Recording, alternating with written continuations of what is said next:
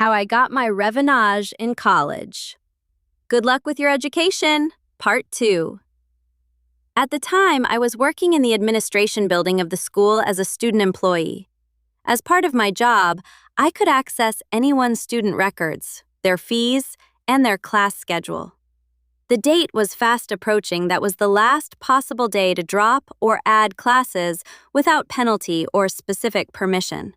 So I looked Jay up in the system, got his student ID number and the other information that I needed, and put my plan into motion.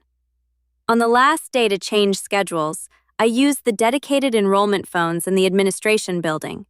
Internet class scheduling wasn't a thing that was set up yet, and canceled all of his classes. Not only that, but I went through and added every class I could find that had a course fee.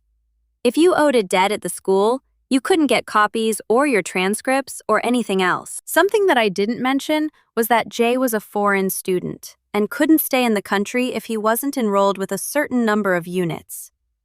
I wish I could give more info about the fallout, but as I didn't want to get this traced back to me, I didn't tell anyone. Nor did I pull up his records again for quite a while. I did get a little payoff, though. Sarah was really worried about seeing him again. She had broken up with him the night after he pushed her, as they had an English class together on Tuesdays. She said that on Tuesday he was there, but there was also someone new standing in the class. He was standing because there weren't enough seats. The teacher, seeing that there were more people than should be held roll, and guess who wasn't on it? You're right, it was Jay. Apparently, after I dropped all his classes, someone on the wait list got in. Jay tried to argue with the teacher, but as Teach had the official class roster and Jay wasn't on it, there was nothing he could do. Sarah said she never saw Jay in that class again. I don't know much more about what happened. Lucy and I eventually broke up, so I didn't see Sarah very often after that. After a while, I did look up Jay's class schedule, and all of the classes with course fees were gone. But he didn't have any other classes on the books either.